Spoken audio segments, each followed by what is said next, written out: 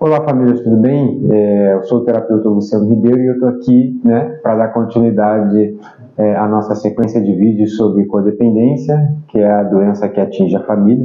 E eu sei que até aqui vocês aprenderam muito e eu gostaria agora de apresentar para vocês a terceira parte, do vídeo, tá? Com muito carinho que a gente faz isso, com muito carinho que a gente está disponibilizando esse material. Eu espero que você continue tirando muito proveito. Um grande abraço e vamos lá para o terceiro vídeo.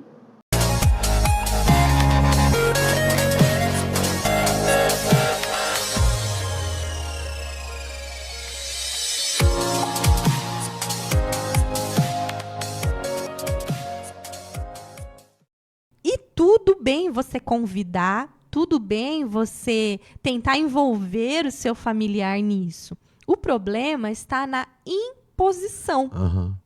Né? Você não vai sair daí se você não for à igreja comigo. Você não vai sair da internação. Nós já ouvimos isso. Eu já ouvi paciente em ligação prometer para os pais, pai, mãe, mulher, eu prometo que a partir de agora eu vou para a igreja com vocês. Quando, na verdade, é isso que está acontecendo, a questão da imposição da família. Isso. Tá certo que também ele pode ter um despertar espiritual na clínica, né? Ele pode passar a observar. Mas o problema está na imposição. Quando eu quero controlar a fé dele, no que ele acredita, e a igreja que ele vai. Então, tem famílias que têm discussões... Se o seu dependente químico tá bom, não quis ir na sua, mas quis ir em outra igreja, tá bom, deixa, tá certo, o importante é ir. Ele não precisa escolher o mesmo que você, exatamente, né? Então, isso é bem importante. Por exemplo, eu já vi mais histórias absurdas, assim, né? Mãe, atrás da porta do banheiro, ficar olhando debaixo da porta do banheiro. Para ver o que o filho está fazendo, ficar escutando atrás, esconder a chave da porta do quarto para ele não se fechar dentro do próprio quarto. Isso depois do filho ter passado por um tratamento de 6 meses, né? Da mãe do filho de 32 anos nunca ter podido receber o próprio salário. Casado. E o salário, a mãe que administrava? A mãe administrava o salário, as compras, as contas da casa, tudo. Aí passa a ser um nível hard, né? É um nível hard. Mas existiu, já existiu. É interessante que esse paciente, eu acho que eu trabalhei muito mais com a família do que com o próprio paciente. E deu super certo. E dá super certo. Por quê? Normalmente, o que eu indico, Luciano? Que a pessoa busque grupos de autoajuda. Grupos de ajuda mútua. O que é isso? Amor exigente. Amor exigente é um grupo que orienta, que trata a codependência.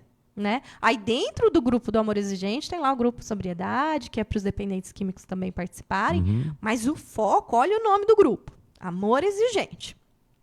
O grupo foi criado para ajudar as famílias que paralisaram suas vidas, que só ficavam em casa com aqueles sentimentos negativos e que não conseguiam mais ter vida própria. E é pesado. É pesado para quem está no controle, porque ela até começa, a pessoa começa ali a controlar a vida do outro. Não, agora eu que vou resolver tudo. Eu que vou resolver tudo.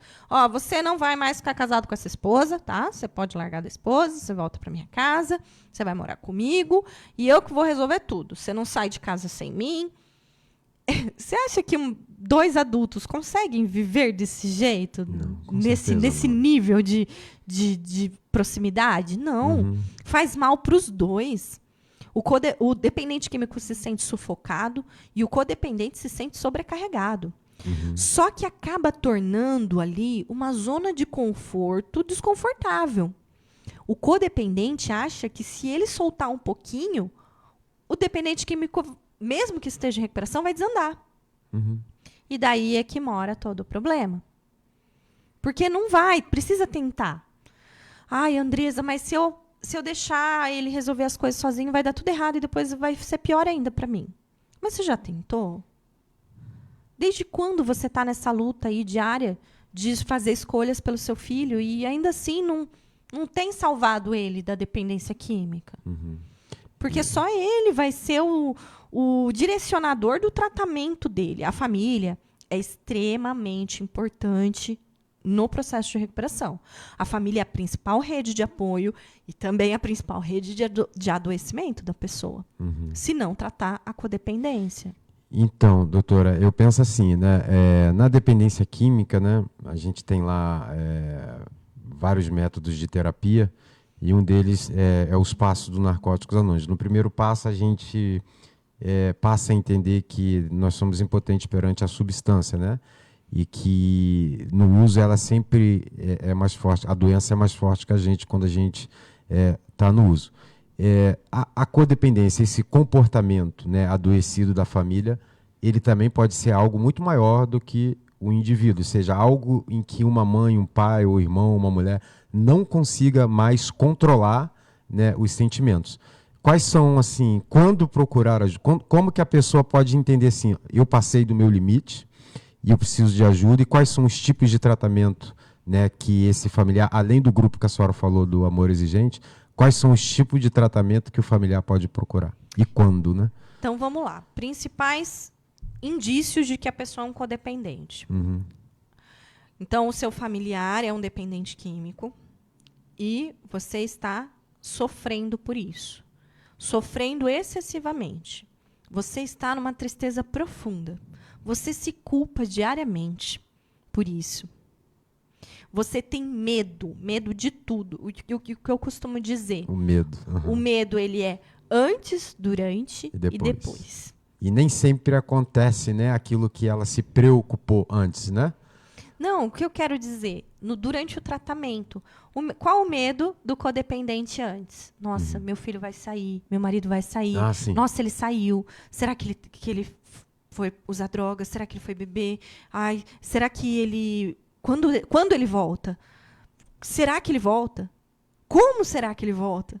Se volta, né? E aí? Aí fica com esse... Não dorme. Passa a noite em claro, porque o filho dependente químico saiu.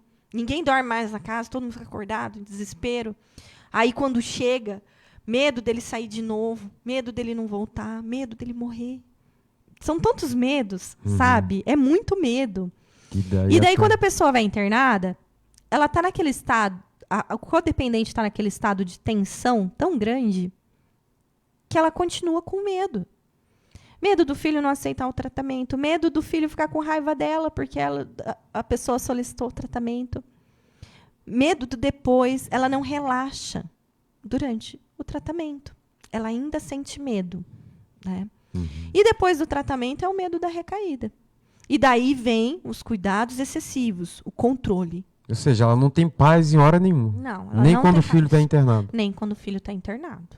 Aí nós estamos num nível de codependência que ultrapassou aí, já deveria estar em tratamento há muito tempo, né? Muitas famílias, as pessoas, os codependentes, eles experimentam sintomas em comum. Então, vergonha. Quantas famílias morrem de vergonha? Sofrem com a vergonha porque o filho é um dependente químico. Meu Deus, mas eu não posso com isso, não tem ninguém assim na minha família, eu não aceito isso, eu morro de vergonha. E a vergonha, ela deve estar vinculada aos nossos comportamentos. Como que você está com vergonha do comportamento que não é seu? Então, se você está com vergonha de um comportamento que não é seu, você está tentando controlar o outro. Então, é preciso aceitar que essa vergonha não é tua. Sim. Você precisa administrar isso. Outro sentimento, raiva. A família fica numa ambivalência de sentimento. Ama o familiar, mas tem raiva dele ao mesmo tempo, né? Tem raiva da situação. Tem raiva da droga. Tem raiva de tudo. Tem raiva. E a raiva é perigosíssima para a saúde mental. É necessário administrar isso. Expressar a sua raiva de uma maneira saudável. Quando você vai num grupo, você expressa a sua raiva. Quando você faz terapia, a terapia de um codependente é para falar da pessoa que ela tem essa ligação de dependência. Ela vai lá, ela vai falar a sessão inteira sobre como ela se sente em relação aos comportamentos da outra pessoa. Então, tratamento para sentimentos tidos como negativos, sentimentos que estão me fazendo mal, é terapia. Mas as pessoas priorizam o tratamento do seu ente querido, isso normalmente. Que eu ia falar agora. Negligenciam a sua própria saúde em detrimento ao tratamento do outro, ela abre mão do seu próprio tratamento. Ah, não, mas a prioridade é ele. E muitas vezes ele nem quer o tratamento. Muitas vezes o ente querido não faz questão do tratamento. Não quer o tratamento. E principalmente nesses casos, se a família identifica que o dependente químico não está interessado no tratamento, quem vai se tratar é o codependente, para sofrer menos frente às escolhas do seu ente querido. Sim.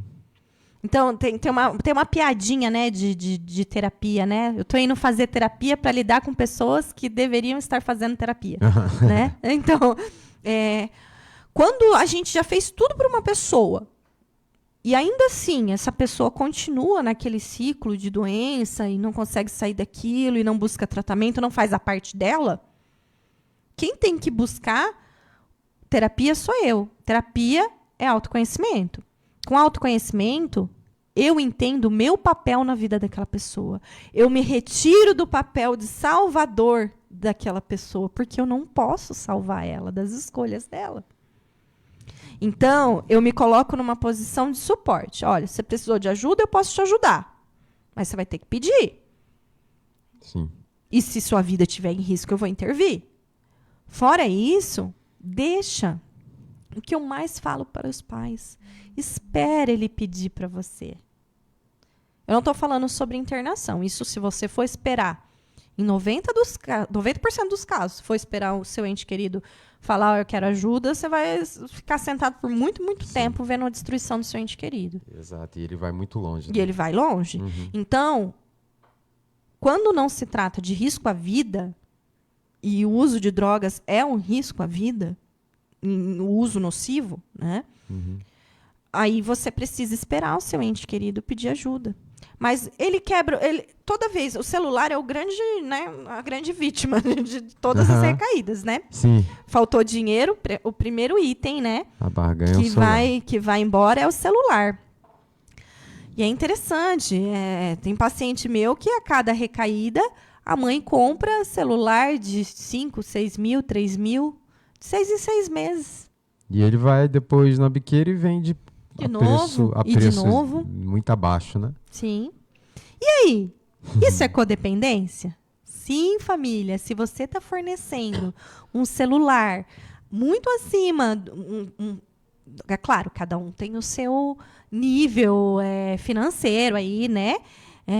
Que vai determinar. Mas, poxa, você está fornecendo um celular de R$4.000 a cada 6 meses e a pessoa não está fazendo boa administração disso porque ela está doente, então está na hora de seu investimento cair um pouco, né? Sim. Até para ter como consequência dos atos. Porque senão não tem consequência nunca. Eu estou sempre aqui tampando o buraco. Pai que presenteia filho com um carro ao final do tratamento. Gente, não. É que eu prometi para ele, se ele fizesse tratamento, eu ia dar o carro que ele queria. Não. Incentive seu filho a trabalhar e adquirir ele mesmo o carro dele. Mas ele merece. Bom, se ele merece, aí é outra conversa. Mas você fornecer como recompensa por ele estar fazendo o que ele precisa fazer dentro da dependência química... Isso é codependência. Sim. Codependência é fornecer para o seu filho aquilo que ele não precisa. E... seja em termos de controle ou de bens materiais. Então, tem uma coisa que eu fico bem, sabe, assim, lá na clínica, e quando o paciente está sobre minha responsabilidade, eu sempre converso com a família. Eu entendo que tem algumas famílias que têm uma condição financeira muito boa, enquanto outras, né, não têm, mas esse não é o caso. Sobre quando o filho é internado... Eu tenho uma reserva com isso, vou confessar aqui. As guloseimas, sim, em excesso que se manda pro familiar. É igual eu falei nisso. Eu sei que tem famílias que têm uma condição financeira, mas o filho vive lá dentro como se estivesse num spa. é queijo, é presunto, é leitinho, é suquinho, é todinho. E assim, a lista dele é quase que um decreto. Passou pelo juiz e o juiz decretou. Ele escreveu e a família imediatamente vai lá e toma tudo que ele pediu.